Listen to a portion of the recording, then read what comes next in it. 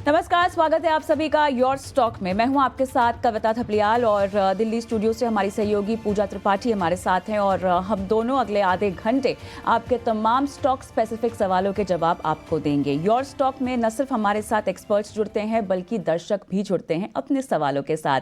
जी हाँ, अगर आप भी इस शो पे अपने सवाल हमसे पूछना चाहते हैं तो तरीका बेहद आसान है। आपको बस स्क्रीन पर एक व्हाट्सएप नंबर दिखाई दे रहा होगा, उस नंबर पर झटपट अपने सवाल डाल दीजिए। सवाल पूछने का तरीका एक बार बता देती हूं। कौन सा स्टॉक खरीदा है, किस भाव पे खरीदा है और कब तक उसमें रुकना चाहते हैं, बेसिक जानकारी देंगे तो आपको सलाह देना आसान हो जाएगा। इसके अलावा तमाम सोशल मीडिया प्लेटफॉर्म्स पर हम लाइव हैं इस वक्त। खासतौर से अगर आप यूट्यूब पर हमें देख रहे हैं, क्योंकि बहुत दर्शक देखते हैं, तो अपने सवाल झटपट कमेंट बॉक्स में डाल दीजिए और हमारे जो आज के मेहमान हैं उनके सामने आपके सवालों को प्रस्तुत करेंगे और साथ ही आपको एक योजनात्मक तरीके से कैसे आगे बढ़ना है इस निवेश में मार्गदर्शन भी देंगे। तो चलिए शो की भी शुरुआत करते हैं। और पूजा, यहाँ पर बाजार उच्चतम स्तर पर 23,500 के ऊपर फिलहाल टिकने में कामयाब और पीएसयू ऐसा क्षेत्र जो आज के इस ट्रेड में चमकता हुआ दिखाई दे रहा है। बताइएगा जरा बाजार का ताजा हाल। बिल्कुल। आज वापस से नए शिखर देखने को मिले। निफ्टी में भी 23,500 के पार के लेवल्स आए और सेंसेक्स ने भी रिकॉर्ड स्तर बनाया। बैंक निफ्टी में भी मजबूती दिखी, लेकिन देखिए इस वक्त का जो ताज़ा हाल है, रिकॉर्ड लेवल ज़रूर दिखे, वहाँ से थोड़ा नीचे बाजार आया है, लेकिन वापस से एक तेज़ी पकड़ने की कोशिश। तो कुल मिला के बात करें तो आज भी बाजार एक रेंज में कारोबार करने की कोशिश कर रहा है। अगर निफ्टी आपके स्क्रीन पर लेकर आए तो 23,550 के पास इस वक्त निफ्टी कारोबार कर रहा है। तो एक रेंज बाउंड सेशन है आज के दिन और इसमें जो लीड ले रहे हैं जो स्टॉक्स, उसमें श्रीराम फाइनेंस 3% ऊपर है, विप्रो में 2.5% की तेज़ी है, टाइटन, एमएनएम, पावर ग्रिड में भी करीब 1 से 1.25% की मजबूती देखने को मिल रही है। वहीं गिरने वाले शेयरों की बात करें तो मारुति सुजुकी 1.5% नीचे है, डॉक्टर रेड्डीज में 1% से ज़्यादा की वीकनेस, अल्ट्राटेक, डिवीज लैब और एसबीआई लाइफ भी करीब 0.5% की कमजोरी के साथ कारोबार कर रहे हैं। ब्रॉडर मार्केट अगर देखेंगे तो ज़्यादातर स्टॉक्स वैसे हरे निशान में कारोबार कर रहे हैं, लेकिन एडवांस डिक्लाइन रेशियो का मामला जो है वो बराबरी का ही है। अगर वहाँ पर नज़र डालेंगे तो 1,000 गिरने वाले शेयरों के सामने लगभग 1,300 स्टॉक्स ऐसे हैं जो कि हरे निशान में कारोबार कर रहे हैं। तो mid cap small cap space में हम ज़्यादा कुछ बड़ा एक्शन नहीं देख रहे हैं, लेकिन आज निफ्टी में वापस से वही एक्शन दिखाई दे रहा है। ग्लोबल क्यूज भी पॉजिटिव थे, इस वजह से एक लॉन्ग वीकेंड के बाद जब आज बाजार खुले हैं तो अच्छी मजबूती आज देखने को मिल रही है। तेज़ी कायम है। जो पिछले पूरा हफ्ता लास्ट वीक जो हमने एक रेंज बाउंड सेशन देखा, आज की शुरुआत अच्छी देखने को मिल रही है, लेकिन आज की क्लोजिंग काफ़ी इंपॉर्टेंट होगा देखना कि क्लोजिंग किन स्तरों पर होती है। चलिए अब आगे बढ़ते हैं और अपने साथ एक्सपर्ट को भी शामिल कर लेते हैं। हमारे साथ दोनों ही खास मेहमान मौजूद हैं। तनीषा एकेडमी के नीतिलेश पावस्कर जी जुड़ चुके हैं हमारे साथ और एसएमजी ग्लोबल के सौरभ जैन भी मौजूद हैं। आप दोनों का ही बहुत बहुत स्वागत है शो पर। नीतिलेश जी, क्या सलाह देंगे? बाजार ने आज लॉन्ग वीकेंड था, उसके बाद आज खुलते से ही वापस से एक नया रिकॉर्ड बनाया। निफ्टी 23,550 के पास अभी भी कारोबार कर रहा है। अब आगे के लिए नए रेजिस्टेंस लेवल आप क्या देख रहे हैं मार्केट में? बैंक निफ्टी और निफ्टी दोनों पर सलाह दीजिए।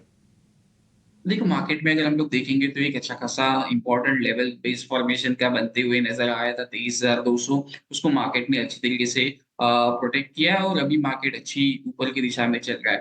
तो अभी के लिए फ्रेश लॉन्ग को थोड़ा सा अवॉइड करना चाहिए, क्योंकि गैप अप में एक जो मोमेंटम है वो लूज हुआ। हम लोग भी प्लान कर रहे थे अगर 22,450 ये लेवल के ऊपर निकलता है तो वहां पे एक मोमेंटम कैच किया जा सकता है। तो अभी के लिए जिनका लॉन्ग पोजीशन है उनको मैं एक सलाह दूंगा कि 23,480, 23,450 ये लेवल के स्टॉप लॉस के साथ आप अपनी पोजीशंस को क्या कर सकते हो, होल्ड कर सकते हो। 23,600 के ऊपर यहाँ से एक मोमेंटम देखने को मिलेगा। 23,680, 23,700 ये लेवल के आसपास हमें रिविजिट करना पड़ेगा कि मार्केट मोमेंटम किस प्रकार से ट्रेड कर रहा है। लेकिन 23,450 के नीचे थोड़ा-सा हमें क्या हो सकता है, एक डीप देखने को मिल सकता है 23,250, 200 के लेवल के आसपास। लेकिन इसमें अगर हम लोग देखेंगे तो बैंक निफ्टी में मेरा व्यू जो है वो थोड़ा-सा अलग है। बैंक निफ्टी में अगर हम लोग देखेंगे तो 50,200, 300 एक इम्पोर्टेंट रेजिस्टेंस है। इसको अगर ये निकाल देता है, मतलब 50,300 मेक और ब्रेक लेवल है। काफ़ी टाइम से ये ब्रेक करने की कोशिश कर रहा है। 50,300 अगर ये ब्रेकआउट कर देता है तो हम लोग इसमें लॉन्ग इनिशिएट करेंगे 50,800 से लेके 50,000 900 के टारगेट के लिए। लेकिन गलती से अगर आज का जो लो है वो वायलेट हो जाता है 49,900 का, तो इसमें पोजिशनल बिकवाली की जा सकती है 49,500 के टारगेट के लिए, 49,500 से लेके 200 के टारगेट के लिए। मतलब मोटा-मोटी अगर हम लोग प्लान करेंगे तो इंडेक्स अभी भी एक साइडवेज मोमेंटम में चल रहा है। जब तक लेवल्स का ब्रेकआउट या फिर ब्रेकडाउन नहीं होता है, तब तक कोई भी ट्रेड को क्या करे, अवॉइड करे, स्ट्रिक्टली स्टॉप लॉस और साथ-साथ कम क्वांटिटी के साथ ट्रेड को प्लान करें। चलिए, तो ये रणनीति सपोर्ट रेजिस्टेंस लेवल्स के लिहाज से निफ्टी और बैंक निफ्टी में आपको क्या करना चाहिए, इस पर हमारे गेस्ट राय देते हुए। और अब दर्शकों को भी शो से जोड़ने का समय हो चुका है। मेरे साथ रमेश नायक साहब कोलकाता से जुड़ गए हैं। रमेश जी नमस्कार, क्या हालचाल आपके? Good morning madam. Good morning, बताइए। मैडम मेरे पास उज्ज्वल स्मॉल फाइनेंस बैंक का 18 शेयर है, ओके, 54 रुपीज 30 पैसे में। 54.30 पे, ओके। हाँ हाँ मैडम, ये लॉन्ग टाइम के लिए 1-2 साल के लिए क्या करना चाहिए इसको? 1-2 साल के लिए आपने लिया हुआ है। चलिए ठीक है, सौरभ आपके पास आऊँगी। नज़रिया थोड़ा सा इनका लंबा है, 54.30 इनकी बाइंग प्राइस है। मेरे ख्याल से कुछ यहाँ पे डिविडेंड का भी ऐलान होने की खबर सामने आती हुई दिखाई दे रही है, लेकिन उसके अलावा इतना लंबा रुकना क्या सही होगा या कहीं और मूव हो जाएंगे? देखिए, बैंक क्षेत्र हमें वैसे काफ़ी अच्छा लगता है। मैं समझता हूँ 2-3 साल में अच्छा पैसा बढ़ सकता है। लेकिन उत्कर्ष स्मॉल फाइनेंस बैंक की बैलेंस शीट उतनी अच्छी नहीं है, ग्रोथ उतना अच्छा नहीं आ रहा है, रेशियोज़ उतनी अच्छी नहीं है। तो सलाह ये रहेगी कि इनके रेट के आस-पास ही है, तो खास नुकसान नहीं हो रहा है। अगर ये चाहें तो पैसे को शिफ्ट कर सकते हैं, जैसे कि आप यूनियन बैंक में या इंडियन बैंक में। वो दोनों काफ़ी अच्छे बैंक रह सकते हैं अगले 1-2 साल के।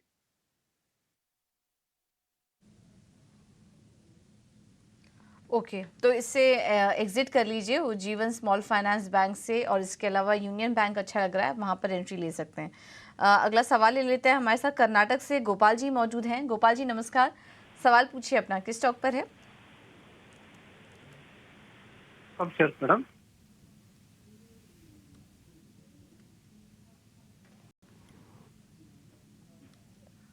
गोपाल जी आप सुन पा रहे हैं? अपना सवाल मैडम पूछिए sir. Madam madam, I have 300 Sonacom shares at the rate of 600 each. Okay, सुनो। May I know whether should I hold or sell it? Madam ji, I have 300 shares. ठीक है, और नितिन जी सलाह दीजिए। Yes yes, okay, yes sir, we got your question. Sona Comstar है इनके पास, share की संख्या 300 है और 600 रुपये पर इन्होंने लिया हुआ था। फिलहाल 646 पर कारोबार कर रहा है, तो मुनाफा तो है इनको। लेकिन नितिलेश जी क्या करना चाहिए, और तेजी के लिए बने रहे या फिर जो भी मुनाफा है लेकिन निकल जाए स्टॉक से? नहीं, यहाँ पे वेट करने की मैं राय दूँगा। ऊपर में अगर हम लोग देखेंगे तो 660 से लेके 665 एक इम्पोर्टेंट ट्रेंड लाइन का रेजिस्टेंस है। वो अगर ये क्रॉस कर लेता है तो यहाँ से एक मोमेंटम 720, 740 ये लेवल के लिए देखने को मिल सकता है। लेकिन एक स्टॉप लॉस भी ज़रूर मेंटेन करें, जो प्रॉफिट हाथ आया है उसको जाने नहीं देना चाहिए। 630 मतलब यहाँ से 15 रुपए नीचे का एक स्टॉप लॉस ज़रूर मेंटेन करें। ऊपर में अगर ये निकाल देता है 660, 665 लेवल को, तो डेफिनिटली बने रहे 720 से लेके 740 ये टारगेट। ओके, तो ये है टारगेट सोना कॉमस्टार पर। मुंबई से रोहित पांडे जी हमारे साथ मौजूद हैं फोन लाइन पर। रोहित जी नमस्कार, सवाल पूछिए अपना। नमस्कार मैम। मेरा सवाल है अदानी बिलमाल से। मेरा शेयर 608 था, 670 के भाव पे था। तो अभी लॉस तो लगभग 50% के आसपास हो गया है। तो क्या रुकना चाहिए, होल्ड करना चाहिए कि नहीं?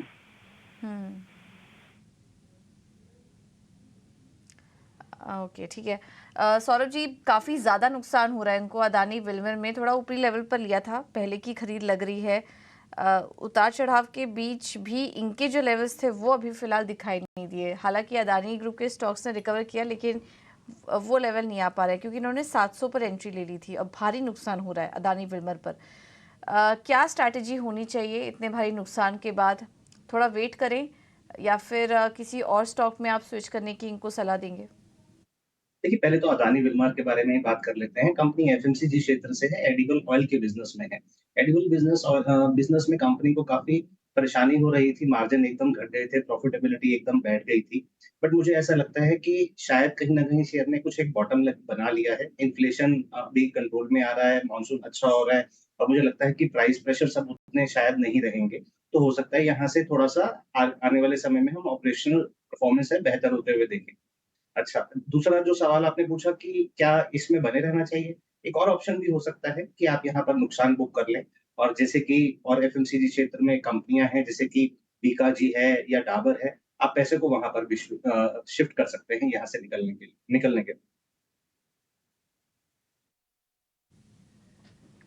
ठीक है, तो बिकाजी जैसी कंपनियों में आप अपना मुनाफा, एफएमसीजी कंपनियां हैं वहाँ पर अपना जो निवेश है वो स्विच कर लीजिए, क्योंकि काफ़ी ऊपरी लेवल पर लिया था, जल्द ही यहाँ पर रिकवरी मिलने के कोई चांसेस नहीं नज़र आ रहे हैं और कंपनी को थोड़ी फंडामेंटल दिक्कतें भी हो रही हैं इस कारोबार में। इस वजह से सलाह यही होगी। बाकी कोई भी उछाल मिलता है, कोई भी कंफर्टेबल लेवल आपको दिखाई देता है तो आप स्टॉक से निकलने की कोशिश कीजिए। अगला सवाल ले लेते हैं और हमारे साथ एक और लाइव दर्शक जुड़े हैं बिहार से, जितेंद्र कुमार। जितेंद्र जी नमस्कार, सवाल पूछिए अपना।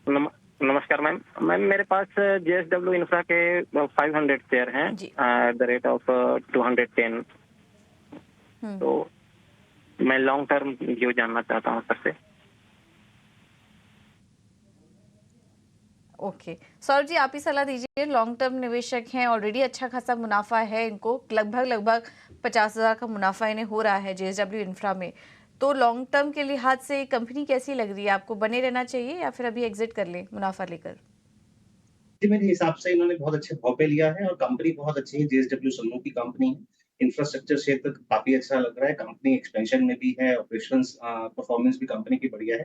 मैं समझता हूँ कि यहाँ से पैसे निकाल के किसी और शेयर में डालने के बजाय आप यहाँ पर रहेंगे, तो आपका अल्फा और बढ़ेगा, आपकी रिटर्न्स आप मल्टीप्लाई होंगे। आप बेशक 1-2 साल के लिए बने रहें। आपको 1-2 साल रुकने की सलाह जेएसडब्ल्यू इंफ्रा में। लेकिन हमारे साथ मुंबई से एक दर्शक भी फ़ोन लाइन पर हैं, शैली। नमस्कार। नमस्कार जी। बताइए शैली, किस स्टॉक पे सवाल पूछना चाहती हैं और किस रेट पे खरीदा है, क्या नज़रिया है आपका?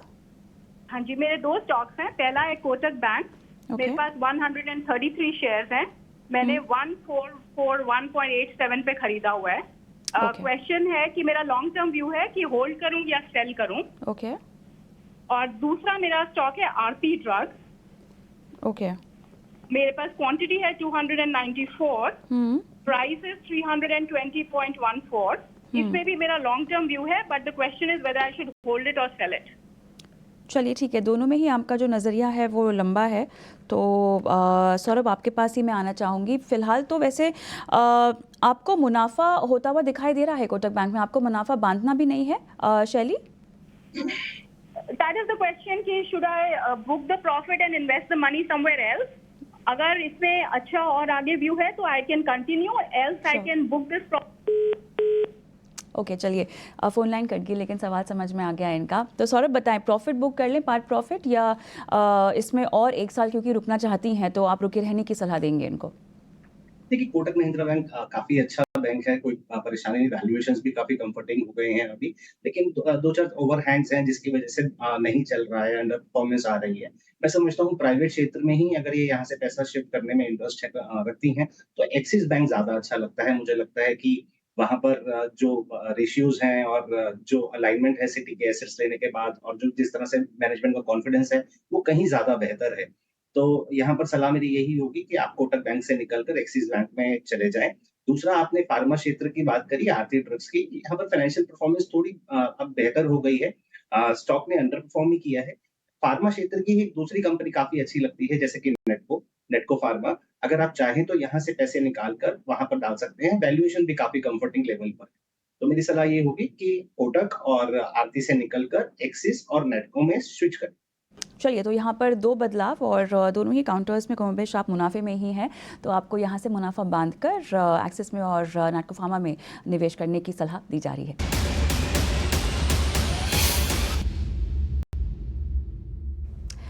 चलिए, तो योर स्टॉक में ऑप्शन के चैंपियन पर आज का ट्रेड बताने के लिए हमारे साथ फिनवर्सिफाई की ध्वनि पटेल जुड़ गई हैं। ध्वनि, गुड मॉर्निंग। बताइए कहाँ पे दाव लगाना चाहिए आपके मुताबिक आज? Good morning. आज का हमारा ऑप्शन का ट्रेड यहाँ पे जो बनता है वो मन्नापुरम में बनता है। मन्नापुरम के अंदर अपन इंट्राडे चार्ट को देख रहे हैं तो मोमेंटम पिकअप यहाँ पे इसके अंदर देखने को मिल रहा है। कंडीशनल कॉल रहेगी, इसमें 190 के ऊपर फर्दर एक ब्रेकआउट और एक काफी अच्छा रनअप देखने को मिल सकता है। तो आप 190 की कॉल ऑप्शन जो है उसको खरीदे, ₹4.5 का भाव है, उससे उसको खरीदना है आपको। टारगेट इसका ₹7.5 का बनेगा और इसका जो स्टॉप लॉस है वो ₹3 का मेंटेन करना है। 3000 का लॉट साइज है, उस हिसाब से आपका अधिकतम मुनाफा 9000 और नुकसान 4500 का हो सकता है। चलिए ध्वनि, यहाँ पर मनप्पुरम में आपने कॉल खरीदने की सलाह दी है, जहाँ पे लक्ष्य होगा लगभग 7.5 का और स्टॉप लॉस लगाने की अहम सलाह ₹3 की। ध्वनि, बहुत बहुत धन्यवाद आपका आज का ये ट्रेड बताने के लिए। और इसी के साथ एक रिस्क डिस्क्लोजर दर्शकों के लिए, क्योंकि FNO ट्रेडिंग में अक्सर देखा गया है कि लोगों ने अपने हाथ जलाए हैं और इसीलिए सोच समझकर सलाह मशवरा लेकर ही आपको इस ट्रेड में आगे बढ़ने की सलाह दी जा रही है।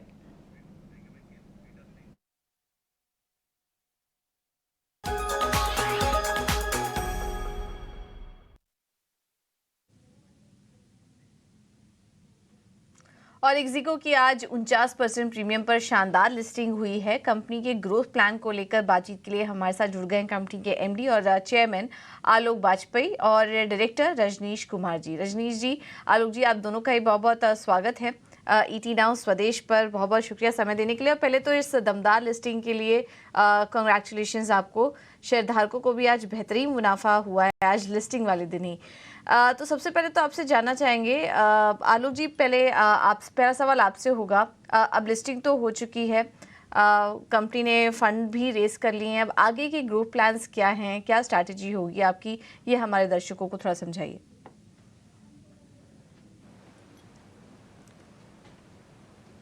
जी, पहले आपके दर्शकों को बताना चाहूँगा कि देखिए हमारी कंपनी प्रॉफिटेबल है और जो हमने फंड रेज किया है वो सिर्फ वर्किंग कैपिटल को सपोर्ट करने के लिए किया है, क्योंकि जैसे जैसे हम ग्रो कर रहे हैं हमारी वर्किंग कैपिटल रिक्वायरमेंट्स हमारे जो अगर आप बस वर्टिकल ले लें, फ्लाइट वर्टिकल ले लें, यहाँ पे बेजोड़ ग्रोथ आई है पिछले 2 सालों में। अगर आप देखें ट्रेन में भी हमने मार्केट शेयर गेन किया है। तो यहाँ पे जैसे जैसे बिजनेस हमारा ग्रो करता है थोड़ी वर्किंग कैपिटल की रिक्वायरमेंट आती है। और उसके अलावा टेक्नोलॉजी और AI और क्लाउड सर्विसेज में इन्वेस्ट हम कर रहे हैं और रजनीश आपको और बता सकते हैं उसके बारे में। बट तीसरी चीज़ जो मैं कहूँगा वो ये है कि एक ऑप्शनैलिटी है कि हम कोई एक्विजिशन या इन्वेस्टमेंट अपॉर्चुनिटीज़ देखें अपने सेक्टर में, जैसा कि हमने 2 बहुत सक्सेसफुल एक्विजिशन करे हैं, कन्फर्म टिकट और अभी बस 2021 में हमने एक्वायर करे और दोनों ने बहुत अच्छा ग्रोथ हमें डिलीवर किया है। ट्रेन और बस साइड में अभी टाइटली इंटीग्रेटेड है हमारी तीनों ब्रांड्स, इक्सिगो, कन्फर्म टिकट, अभी बस।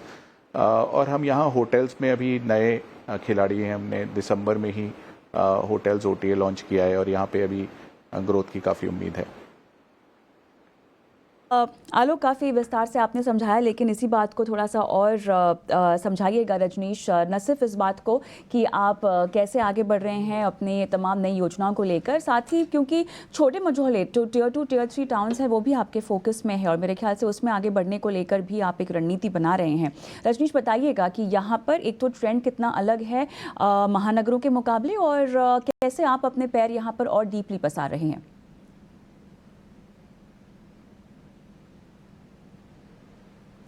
जी बिल्कुल, अगर आप हमारी कहानी भी देखेंगे तो हमारी कहानी बिल्कुल नेक्स्ट बिलियन यूज़र्स की है और वो कहानी वहाँ से ही शुरू होती है कि जब हमने ट्रेन्स के ट्रैवलर्स के लिए, जैसे आपको पता होगा भारत जो है वो ट्रेन में ट्रैवल करता है, फ्लाइट में नहीं। फ्लाइट अभी भी 4% से कम है हमारे देश में।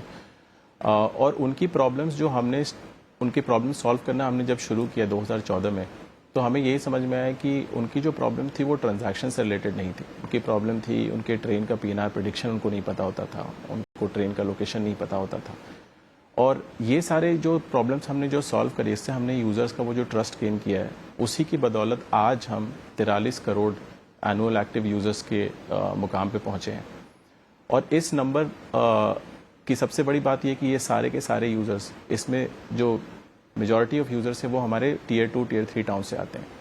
और हमने सबसे पहले मोनेटाइजेशन की भी हमने कहानी जब शुरू करी तो वो हमने 2017 में ही शुरू करी, जब हमने IRCTC के साथ पार्टनरशिप करी और हमने ट्रेन टिकटिंग चालू करी।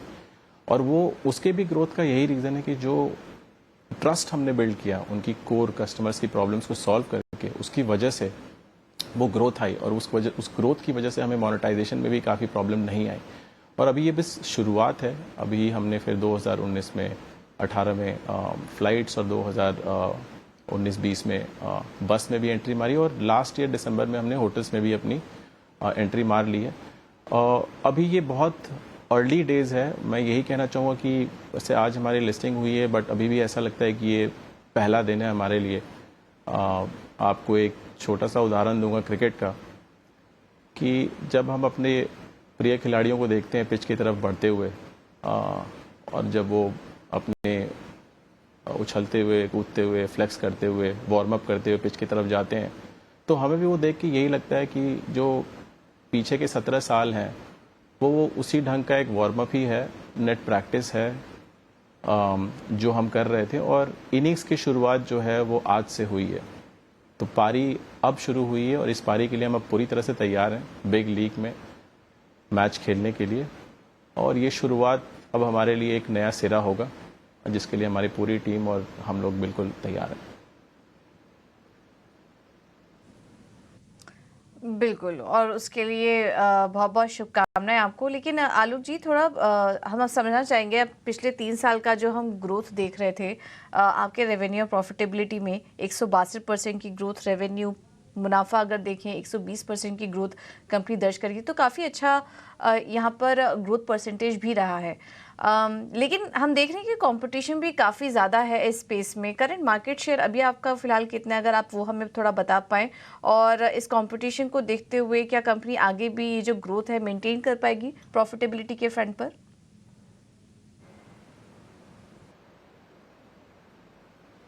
जी, तो देखिए ट्रैवल हमेशा से ही बहुत कॉम्पिटिटिव फील्ड रहा है। जब से हमने शुरुआत करी थी तब से ही बहुत सारे ऑनलाइन ट्रैवल प्लेयर्स एग्जिस्ट करते हैं मार्केट में, लेकिन इक्सिगो की जो ग्रोथ आई है वो इसलिए आई है क्योंकि हमने जाके देश के तमाम मिडिल क्लास ट्रैवलर्स की प्रॉब्लम्स को समझा, जो टीयर 2-3 टाउन से आ रहे हो या फिर जो एस्पायरिंग मिडिल क्लास टीयर 1 से भी आ रहे हो। क्योंकि जैसा कि रजनीश ने आपको बताया 4% अगर देश का हमारा उड़ता है तो किसी भी ओटीए को फ्लाइट को सेंटर में रख के नहीं सोचा जा सकता है इस देश में, क्योंकि अदरवाइज आप 96% पॉपुलेशन के लिए टोटली इररेलेवेंट है। तो हमने जब ये इनसाइट हमें आई 2014 में और हमने ट्रेन और बस को बीच में रख के ओटीए बनाया, तो उस तरह से अगर आप देखिए तो हमारा मार्केट शेयर भी उस तरह से ही बढ़ा। ट्रेन में हम नंबर 1 प्लेयर हैं, हमारा मार्केट शेयर बढ़ के 52% से ज़्यादा पार कर चुका है 9 महीने वाले पीरियड में, जो डिक्लेयर्ड पीरियड है। अगर आप बस देखें तो बस में हम नंबर 2 प्लेयर हैं, लेकिन वहाँ भी मार्केट शेयर बढ़ा है हमारा 11% से बढ़ के वो 12.99%, ऑलमोस्ट 13% पहुँच गया था। अगर आप फ्लाइट की भी बात करें, जहाँ पे सबसे ज़्यादा कॉम्पिटिशन है, मैं कहूँगा कि सारे एग्जिस्टिंग प्लेयर्स वेल इंट्रेंच्ड हैं और बाहर से देखने में लगता है कि इस कंपनी का कोई राइट टू विन नहीं होना चाहिए, लेकिन वहाँ पे हमारा राइट टू विन आ रहा है इस बात से कि जितने भी नए एयरपोर्ट आ रहे हैं हमारे देश में, ज़्यादातर टीयर 2-3 शहरों में आ रहे हैं। तो गवर्नमेंट का भी जो प्लान है अगले 50 एयरपोर्ट का अगर आप उठा के देखें तो उसमें 5 एयरपोर्ट्स को छोड़ के, लगभग 5-6 एयरपोर्ट्स को छोड़ के बाकी सब टीयर 2-3 टाउन, मैं कहूँगा टीयर 3 हैं ज़्यादातर। तो आप अगर पिछले 5 साल का भी ट्रैक रिकॉर्ड देखें, दरभंगा, झारसुगुड़ा, बरेली, आप सिंधुदुर्ग, आप ये अयोध्या देख लीजिए, जितने भी एयरपोर्ट्स आए हैं वहाँ पे हमने अपने एग्जिस्टिंग यूज़र बेस में देखा है कि ग्रोथ आई है फ्लाइट बिजनेस की, और हमने वहाँ पे मार्केट शेयर बहुत तेज़ी से ग्रो कराया। 3.something% से हम 5.3% पहुँच गए पिछले 9 महीने के पीरियड में, और फास्टेस्ट ग्रोइंग ओटीए थे हम फ्लाइट्स बिजनेस में भी, जहाँ पे ओवरऑल मार्केट सिर्फ 20% या 25% और ग्रो कर रहा था। उस पीरियड में हमने ऑलमोस्ट 80% अपना ग्रॉस ट्रांजैक्शन वैल्यू ग्रो कराया है फ्लाइट्स में। तो मैं कहूँगा कि अभी कहानी की शुरुआत है। जिस पार्ट ऑफ द मार्केट में हम प्ले कर रहे हैं वहाँ पे ग्रोथ अभी बहुत बाकी है, और होटल्स की तो अभी बात भी नहीं कर रहे हैं क्योंकि हम बहुत नए खिलाड़ी हैं उसमें, तो बहुत सारा कुछ अभी वहाँ सीखना है करने के पहले। लेकिन हमें काफ़ी कॉन्फिडेंस है कि हम जिस तरह से सोचते हैं कि कस्टमर की प्रॉब्लम पहले सॉल्व करें, मोनेटाइजेशन तो अपने आप आ जाता है। यही हमारा प्लेबुक रहा है पिछले 10 साल से, 15 साल से, तो यही प्लेबुक को हम आगे बढ़ाते रहेंगे। ऑलराइट आलोक, जैसा कि आपने खुद कहा कि कहानी की शुरुआत है, तो यानी पिक्चर अभी बाकी है। आपका और रजनीश का बहुत बहुत धन्यवाद, समय निकाला और तमाम सवालों के जवाब आज हमें दी। चलिए, तो इसी के साथ हम योर स्टॉक को भी आज यहीं समाप्त करते हैं और मुझे और पूजा को फिलहाल इस पेशकश से में आप इजाज़त दें, लेकिन